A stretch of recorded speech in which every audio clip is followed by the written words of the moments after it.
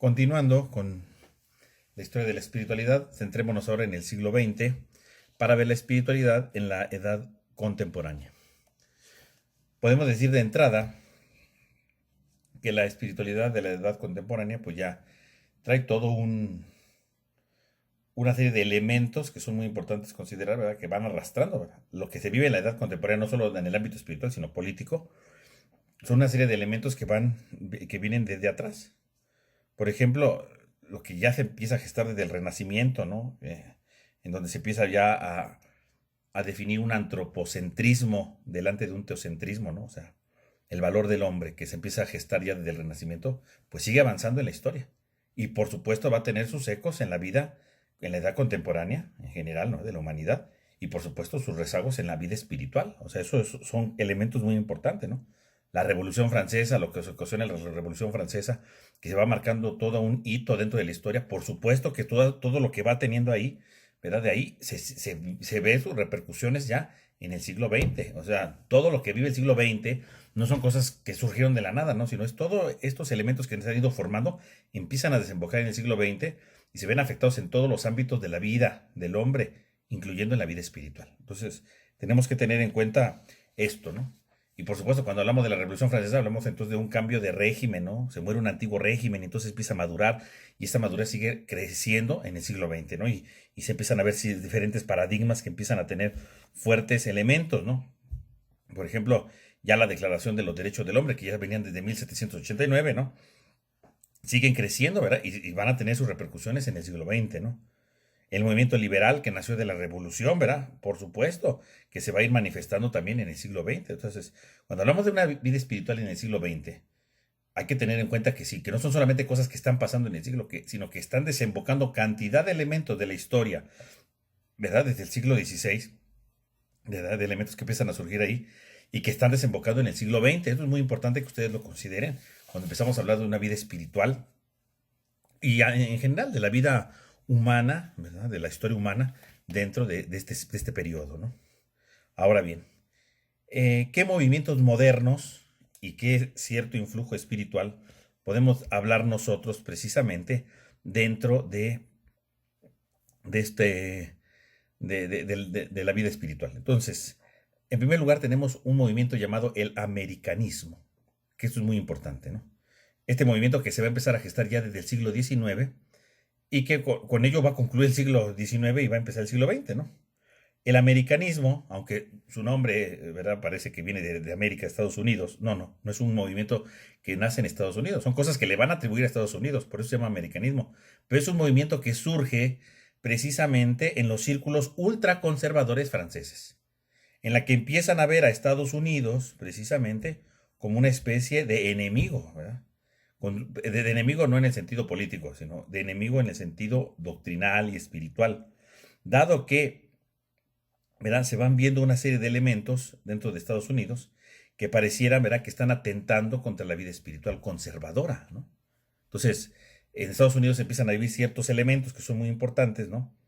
Y que van viviendo los norteamericanos a finales del siglo XIX, ¿no? Elementos fundamentales, ¿no? Por ejemplo, un optimismo desbordado, aceptando la experiencia democrática, que es muy importante, ¿verdad? Porque en Estados Unidos va a estar toda la idea de la experiencia democrática, que hasta el día de hoy sigue en pie. Esto de la experiencia democrática que ellos están viviendo ya en Estados Unidos, ¿verdad? Y estamos hablando de finales del siglo XIX, y que es uno de los elementos precisamente de este famoso americanismo, sigue su influjo hasta el día de hoy, ¿no? O sea, si hoy Estados Unidos invade países y hace cantidad de cosas, de guerras, muchos es por su dichosa democracia, ¿no? Porque no se adapta a su estilo de vida o de estilo de gobierno que ellos proponen, o sea, y entonces dicen, no, pues no son democráticos, los invadimos, ¿no? Entonces, esta es una especie de cosa muy importante a considerar, ¿no? Que ya desde el siglo XIX estaba, ¿no? Y que hasta el día de hoy sigue teniendo repercusiones, vean cómo sigue teniendo este tipo de cosas. Pero desde el siglo XIX está ahí, y entonces estos franceses ultraconservadores lo ven como un peligro, ¿no? O sea, ¿cómo que una democracia? Entonces, ¿dónde está el valor de la jerarquía? ¿Dónde está el valor de la autoridad? ¿No? O sea, entonces, es el paso, está empezando una nueva era que desde la Revolución Francesa estaba empezando a propugnarse, que poco a poco se iba dando y que efectivamente se está empezando a dar a finales del siglo XIX y que en Estados Unidos se convierte en un paradigma de esto. Entonces los empiezan a acusar precisamente por esta situación que se está viviendo, ¿no? Y entonces empieza a surgir. Ahora, una figura clave cuando hablamos del famoso americanismo, ¿verdad? Es el padre Isaac Thomas Hecker. Este sacerdote, ¿verdad? Que incluso va a fundar, apoyado por Pío IX, ¿verdad? El Instituto de Misioneros de San Pablo, es uno de los grandes promotores de este tipo de idea, del dichoso americanismo, ¿no? Del dichoso americanismo.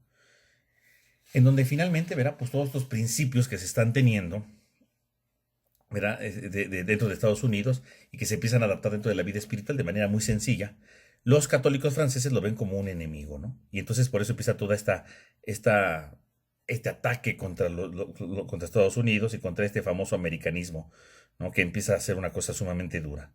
De tal manera que entonces el Papa Pío X, ¿verdad? Perdón, el Papa León XIII va a tener que atacar lo del americanismo, ¿no? Y entonces va a decir, a ver, es que estamos mal, ¿no? O sea, estamos equivocados, ¿no? O sea, eso se tiene que resolver.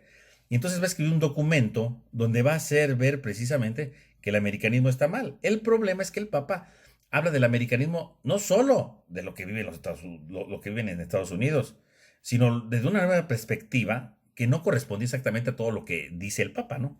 O sea, a veces, ¿verdad? Los estudiosos dicen, pareciera como si estuvieran inventando una herejía nueva en aquel momento, ¿no? Porque no todo lo que el Papa dice en ese documento es exactamente lo que vivía, ¿no? Lo que se estaba realizando. Entonces, por ejemplo, el Papa va a decir, la Iglesia tiene que acercarse, ¿verdad? Un poco más a la cultura de un mundo adulto, ¿no? Es lo que acusa el Papa, ¿no? ¿Verdad? Entonces, como diciendo, lo importante es la apertura, ¿no? Al mundo. Y entonces dice, no podemos tener esa apertura tan radical, ¿no? Acusa al americanismo de que todo magisterio externo es rechazado porque se ve como superfluo, ¿no? O sea, como diciendo, lo que anuncia el magisterio es una cosa fútil, es una cosa que no tiene sentido, ¿no? O sea, los dogmas son incomprensibles, ¿no? Es un autoritarismo del magisterio, ¿no? Que finalmente prefiere más contemplar, pero no se compromete en la acción, ¿no? Entonces el magisterio no sirve. Entonces el Papa dice, no, eso no puede ser, ¿no? Estamos mal, ¿no? O sea, el magisterio tiene su valor, el americanismo no está mal dicho esto, ¿no? Los aficionados a las novedades, dice el Papa, ¿no? Exaltan más de lo justo las virtudes naturales, como si estas correspondieran mejor a las costumbres y necesidades del tiempo presente. O sea, se preocupan más por lo que se hace en el presente, por las costumbres nuevas, y en cambio, y dejamos detrás la tradición, y no dice el Papa, no, todo tiene una razón de ser, la tradición también tiene su valor, ¿no? Entonces, ¿verdad? Están despreciando las virtudes cristianas. Entonces, estas serían algunos de los postulados principales del americanismo, ¿no? Entonces, abrirse al mundo, ¿verdad? Dejarse inundar por la cultura, preferir virtudes naturales en lugar de las sobrenaturales y por lo tanto no preferir la fe, ¿no? El rechazo total al magisterio, ¿no? Entonces, dice el Papa, está mal, eso está condenado, ¿no? Y entonces el Papa León XIII, ¿verdad? El 22 de enero de 1899, ¿no? Finalizando casi el siglo XIX, condena el americanismo. Entonces, evidentemente, muchos no aceptaron esto porque pues, las posturas del Papa eran muy duras y las cosas no eran exactamente como él decía, ¿no? O sea, pareciera que está más exagerado. Hay ciertos elementos que son verdaderos, pero no eran tan radicales como se hizo ver el Papa, ¿no? En su momento. Pero bueno, todo esto fue por influjo también de la postura de estos franceses. Hoy en día, algunos autores, ¿verdad? Dicen, bueno, algunas cosas del americanismo, pues en realidad son las bases de lo que va a ser el Concilio Vaticano II. Por ejemplo, la apertura al mundo no significa que la iglesia se mundanice, sino es el diálogo con el mundo, entrar en el diálogo en el mundo, y justamente es uno de los elementos fundamentales del Concilio Vaticano II. Entonces podríamos decir que de algunas cosas que ahí se consideraron como herejía en aquel momento, ¿verdad? Porque no se comprendieron, porque se redujeron en algunos aspectos, son luego bases para otros elementos que van a venir más adelante, ¿no? Otro elemento importante que debemos de considerar, ya empezando el siglo XX, ¿verdad? En 1907, el Papa Pío X va a condenar el llamado modernismo, ¿no? El modernismo nos referimos entonces aquí, ¿verdad? A otra corriente que está empezando a surgir dentro de la vida de la iglesia, ¿verdad? Y que va apareciendo precisamente en los documentos de la iglesia, ¿no? Que es el intento, ¿verdad?, de poner al día la religión, de poner el día la religión. Y algunos autores, ¿verdad?, comenzaron a proponer tesis muy avanzadas, ¿no? Y entonces, por ejemplo, ver la esencia de la religión cristiana, que consiste, ¿verdad?, decían, en la experiencia de la filiación divina que tuvo Jesús de Nazaret por medio de sus discípulos. Pero entonces, ¿qué quiere decir esto? ¿Qué es lo que está tratando de decir, no? Quiere decir que la religión cristiana no nada más es un elemento, dejan detrás la tradición, sino lo importante es lo que Jesús dijo a sus discípulos, ir a la fuente, ¿no? Allá. Entonces empieza toda esta idea del modernismo, ¿no? Que también, ¿verdad? Lo que va a tratar de atacar precisamente es toda esta situación de los dogmas, ¿no? De decir, pues, no tiene nada que ver con la realidad. Entonces el Papa Pío X va a atacar, ¿no? Diferentes posturas, ¿no? 65 postulados, ¿verdad? Con la encíclica Pascendi, él va a atacar esto, ¿no? En 1907. Y previamente a la encíclica Pascendi, el Papa Pío X había escrito otro documento, ¿verdad? Un decreto llamado Lamentabili, ¿verdad? También de 1907, ¿no? En donde va a recoger 65 proposiciones del llamado modernismo, donde lo va a condenar totalmente, ¿no? Y en Pascendi lo rectifica, ¿no? Y pone la magisterio oficial de la iglesia, ¿no? Y entonces ya va diciendo el Papa Pío X que el modernismo está equivocado, ¿no? Porque busca reducir la religión, ajá, esto sería el modernismo, ¿no? Busca reducir la religión a un sentimiento subconsciente que habla de la necesidad de Dios, que sería el reflujo de una inmanencia vital tenida en primer lugar por Cristo y transmitida a sus discípulos. O sea, ¿qué es el modernismo en general? Bueno, pues es reducir la religión cristiana, ¿no? La experiencia cristiana, a un sentimiento del hombre, ¿no? O sea, el buscar algo, lo que Cristo enseñó a sus apóstoles, ¿no? O sea, Cristo vino y dio unos conceptos y ya, ¿no? O sea, eso es lo básico. O sea, hemos hecho unas estructuras superficiales y lo importante es lo que Jesús dijo a sus discípulos. O sea, ¿qué está haciendo aquí? Tendríamos que ir a buscar eso, ¿no? Entonces eso no es. Porque entonces la religión esto está definida solamente por una experiencia, a un mero sentimiento, ¿no? A un sentimiento previo, ¿verdad? Lo que Jesús dijo a sus discípulos, un sentimiento es lo importante, ¿no? Y entonces los dogmas, dice, son cosas irracionales, no sirven, ¿no? Los dogmas no se pueden demostrar, ¿no? Y entonces la religión, pues es solamente eso, ¿no? O sea, no necesitamos de la razón, ¿verdad? Solamente es una cosita sencilla, ¿no? Creer en Dios, no necesita de dogmas, ¿no? La fe se ha confundido con dogmas, ¿no? Entonces, obviamente dice el Papa en Pascendi, ¿verdad? Dice, tan mal, ¿no? Es una equivocación, ¿no? Entonces, por ejemplo, entre los postulados del modernismo, ¿verdad? Se hablaba, por ejemplo, decía, la inspiración divina no se extiende a todas las escrituras, de manera que solamente en alguna de sus partes, está mal. O sea, la palabra de Dios, por ejemplo, tú ya no está inspirada, ¿no? O sea, lo importante es la base, ¿no? Buscar ese sentimentalmente, buscar de un sentimiento, ¿no? Decir, ¿dónde está la base de la escritura? Y entonces reducen totalmente eso, o sea, eso es modernismo, ¿no? O sea, pierden de vista esto, ¿no? Entonces, podríamos ver, ¿no? Diferentes postulados. Por ejemplo, ataca el postulado 64, donde dice, el progreso científico exige que los conceptos de la doctrina cristiana relativos a Dios, la creación, la revelación, la persona del verbo encarnado de la redención, sean reajustados. O sea, quiere decir que entonces los dogmas de la vida religiosa no tienen ningún sentido si no se explica desde la ciencia. A ver, una cosa, la ciencia es importante, sí, pero tú no puedes decir que esto, o sea, está reduciendo a la ciencia una experiencia de fe. O sea, la fe va más allá de esto, ¿no? O sea, el modernismo es como querer reducir a la razón, a la ciencia, a un sentimiento, a cosas que parezcan obvias, y si no se entienden, pues no sirven, ¿no? Y entonces la Biblia no está inspirada, solamente unas partecitas, porque lo demás no. O sea, son y cosas absurdas. La iglesia es un conjunto de cosas, ¿verdad? De conglomerado de cosas que la mayoría son huecas, que son vacías y que no tienen sentido. Entonces toda la tradición la echan por fuera, ¿no? La vida, experiencia auténtica de fe se echa por fuera y no tiene ningún sentido, ¿no? Y entonces esto es uno de los elementos que empieza a entrar duramente y que el Papa Pío X tiene que frenar, ¿no? Y que lo condena evidentemente el modernismo, ¿no? Ese es el modernismo que es condenado precisamente por el Papa, ¿no? Y evidentemente, bueno, pues queda totalmente condenado. Otro de los problemas que va a empezar a surgir también al inicio del siglo XX, y que este es de índole muy fuerte espiritual, es el llamado problema místico. El problema místico, ¿verdad? Es como un rebrotar de la mística al inicio del siglo XX, pero no con propuestas místicas, sino partiendo de los grandes místicos de la antigüedad, ¿verdad? De Santa Teresa, sobre todo, ¿verdad? Los carmelitas con San Juan de la Cruz, empiezan a haber corrientes en las que dicen que no es que el único camino para lograr el verdadero cristianismo es el místico. O sea, en parte sí, o sea, el hombre tiene que contemplar, ¿no? Pero entonces caen en la importancia de la mística, ¿no? Solamente el que es místico puede salvarse. Solamente el que opta por la mística puede llegar a la salvación. El problema místico, ¿no? Obviamente, aquí en España, por ejemplo, con este problema van a entrar los dominicos, ¿verdad? Para tratar de restaurar el sentido de la mística, ¿no? O sea, la mística tiene una razón de ser, pero no podemos decir todos tenemos que ser místicos, no, no, no, no, vamos con calma, ¿no? Los carmelitas, obviamente, pues defienden las enseñanzas de sus grandes místicos, Teresa de Jesús, ¿verdad? San Juan de la Cruz, por supuesto, ¿verdad? Y defiende la mística como un camino, pero los carmelitas tienen que aclarar, sí, sí, este es un camino de santidad, es un camino de vida cristiana, pero no es el único camino.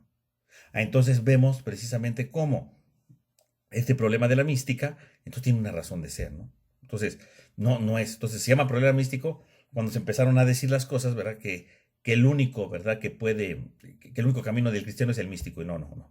Tienen que aclarar, sí, el camino, la mística es un camino, pero no es para todos los cristianos, ¿no? No todos tienen que hacer esto, ¿no? Entonces, en medio de estas conflictivas, ¿verdad? Que aparecen al final del siglo XIX, principios del XX, entramos entonces en este contexto, ¿no? Que es muy importante ver, ¿no? Desde el ámbito espiritual, ¿no? Y entonces vamos viendo, ¿verdad? Entonces decíamos hace un momento, ¿no? Se cierra el siglo XIX con la condena del americanismo, se abre, ¿verdad? El primer decenio del siglo XX con la condena del modernismo y por otro lado toda esta índole del problema místico. Y entonces podemos ver que así se abre, en medio de estas conflictivas el siglo XX. Con el paso del tiempo, todos estos movimientos y todo lo que decíamos ahorita del influjo del antropocentrismo y de todos estos elementos que van arrastrando la historia y que se empiezan a concentrar en el siglo XX. En el siglo XX, pues tenemos también movimientos, ya hablando de la vida espiritual, de gran envergadura, ¿verdad? En que encontrarán una gran resonancia, ¿verdad? En el Vaticano II. O sea, todos estos movimientos que empiezan a crecer, ¿verdad? En la primera mitad del siglo XX y que todo esto va a ir tendiendo precisamente al Vaticano II, ¿no? Movimientos de índole bíblico, ¿no? De interpretar mejor las escrituras, de profundizar más, movimientos de índole patrístico, ¿no? El regreso a las fuentes, o sea, porque obviamente, como ustedes ya lo estudiaron en Historia de la Teología 2, ¿no? Todo el influjo que va teniendo la escolástica a lo largo de la historia, ¿no? Y entonces en el siglo XX se empieza a decir, sí, o sea, la escolástica no es mala, pero ¿cuáles son las fuentes? Las fuentes son los padres de la iglesia, entonces hay que rezar las fuentes, ¿no? Entonces todo un movimiento de la patrística. La parte litúrgica que seguramente, ¿verdad? Ustedes ya lo vieron también, ¿verdad? Lo vimos en liturgia fundamental, ¿no?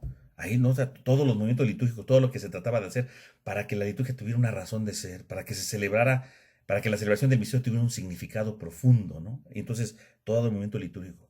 También viene un movimiento ecuménico, ¿verdad? En la que en lugar de estar condenando, empieza un diálogo, ¿no? Entonces, todos estos elementos, ¿verdad? Empiezan a formarse dentro de esta realidad, ¿no? Y se va formando lo que se llama la Nouvelle Théologie, ¿no? La New Theologie, la nueva teología, ¿no? Todo un movimiento de una nueva teología, pero en el sentido de replantear cosas, replantear las fuentes, replantear la interpretación bíblica, etcétera. Todas estas cosas empiezan a formarse dentro teológicamente hablando, ¿no? Que ustedes seguramente en Historia de la Teología 2 pues, lo vieron a manos llenas, ¿no? Que aquí yo no puedo detenerme porque sería muy repetitivo, pero todos estos grandes elementos, ¿no? Que se van teniendo, van creciendo, ¿no? Van creciendo. Y dentro de la vida espiritual, que es lo que aquí nos importa, podríamos decir que la espiritualidad va creciendo entonces en el siglo XX, junto con esta nueva teología, con una encarnación de la espiritualidad, donde la espiritualidad tiene que encarnarse. La espiritualidad tiene que decir algo, ¿no? Al hombre. Entonces ahí empieza el antropocentrismo, el valor del hombre de nuevo. Y como el hombre, como destinatario de esta espiritualidad, tiene que tener un valor, ¿no? O sea, esta entrada de la espiritualidad debe de entrañar la vida real, ¿no? Debe de desembocar la vida real. La espiritualidad no solamente es para es una fugarse del mundo, no. La espiritualidad tiene que repercutir y tiene que decirle algo al mundo actual, al mundo contemporáneo. Le tiene que decir algo. Y entonces, efectivamente, empieza toda esta realidad, ¿no? Con esta nueva teología, con todas estas formas, y la espiritualidad no es la excepción, ¿verdad? Empieza a tener una situación. Durante este periodo del siglo XX, ¿no? Entonces podríamos decir que la espiritualidad pues va tomando conciencia, ¿verdad? De la grave desvinculación entre la vida cristiana con la civilización, ¿no? O sea, la espiritualidad, dado que se tiene que encarnar, ¿verdad? Entonces va a caer en la cuenta de que la vida espiritual no puede ser desencarnada de la realidad. Tiene que comprometerse con la realidad, con la civilización actual. En segundo lugar, ¿verdad? La espiritualidad va a tener un elemento fundamental, ¿no? Una lucha vigorosa por establecer un diálogo profundo y sereno entre civilización y cristianismo. Tiene que haber un diálogo, tiene que haber un verdadero diálogo entre el cristianismo y la civilización. El cristianismo no puede ser alguien ajeno a esto, tiene que entrar en diálogo. Cosas que ya se venían planteando del siglo XIX, bueno, la espiritualidad en la primera mitad del siglo XX, ¿verdad? Se empieza a replantear estas ideas. Se tiene que vivir esto, ¿no? Se empieza a hablar de una espiritualidad nueva, de una espiritualidad de materia, no una nueva espiritualidad, en donde espiritualidad y mundo, o espiritualidad e historia, tienen que reconciliarse. La espiritualidad no puede estar lejos de la historia. La espiritualidad se hace dentro de la historia, porque la espiritualidad tiene que responder a las necesidades de la historia. Si yo hablo de espiritualidad y no se compromete con la historia, pues es una espiritualidad sin sentido, porque no identifica mi vida espiritual, mi vida en relación con Dios, con lo que estoy viviendo. Tiene que tener una realidad, ¿no? Tiene que tener un sentido desde las diferentes dimensiones de la vida del hombre, ¿no? Tiene que tener una razón de ser. Se levantan, por supuesto, ¿verdad? En este tiempo, ¿verdad? Obviamente esta nueva espiritualidad que trata de encarnar, que trata de dar un sentido, trae un diálogo, por supuesto, va a haber polémicas, ¿no? Los que empiezan a apoyar todo esto, ¿no? Empieza a haber una serie de polémicas, ¿no? En la que se mira con sospecha, porque algunos creen, así como con lo del americanismo, ¿no? Algunos creen que toda esta nueva espiritualidad pueda degenerar en una situación de un humanismo horizontalista, ¿no? Todo horizontal, o sea, comprometerse tanto con el mundo que me olvide de Dios, ¿no? Y entonces sí va a ser una gran espiritualidad en el sentido de que hago cosas, ¿verdad? Me comprometo con el hombre, pero me puedo olvidar de Dios. Entonces se empieza a ver como esta situación, ¿no? Por eso después de la Segunda Guerra Mundial, ¿no? Ya ha avanzado el siglo XX, ya entrando a la segunda mitad. Después de la Segunda Guerra Mundial va a surgir el movimiento de Dieu vivant, es decir, Dios viviente, ¿no? Que intentaba contrarrestar justamente esta especie de secularización de la espiritualidad y descubrir entonces, sí, el compromiso en el mundo, pero de una dimensión contemplativa en el mundo. O sea, ser contemplativos en el mundo, comprometerme en el mundo, pero contemplando a Dios, ¿no? Y Jean Daniel Lu, por ejemplo, va a tratar de hacer totalmente una idea de esto, ¿no? De enfrentar totalmente esto, ¿no? Entonces ahí lo podemos ver. También ya en la segunda mitad del siglo segundo, 1950, tenemos la encíclica Humani Generis, que seguramente ustedes estudiaron en Creación y Pecado, ¿no? Pero vemos cómo en esta encíclica se habla de la cancelación, por ejemplo, de los sacerdotes obreros, porque había toda una corriente, ¿no? De que el sacerdote tenía que ser obrero para integrarse al mundo, porque así podía. Entonces, en esta encíclica dice, hey, esto ya queda cancelado, ¿no? O sea, sí, el sacerdote tiene que comprometerse con el mundo, pero desde su papel, desde su rol de sacerdote. No puede alejarse de sus responsabilidades como sacerdote para ser obrero. Entonces tiene que dar todo esto. Entonces toda esta nueva teología que va surgiendo, obviamente, pues va creciendo, ¿verdad? Va expandiéndose. Y esta espiritualidad, por supuesto, que se va encarnando y va a desembocar, por supuesto, en ¿cómo se llama? En el Vaticano II, ¿no? En la que se empiezan a generar teologías de la esperanza, teologías del mundo, ¿no? Todo eso tiene que tener una respuesta, ¿no? Y el Vaticano II, entonces, va a representar justamente la aceptación de las inquietudes espirituales que se habían venido gestando durante esta primera mitad del siglo XX, tratando de dar una respuesta, ¿no? Entonces, el Vaticano II va a venir a responder justamente a estas situaciones que se van viviendo.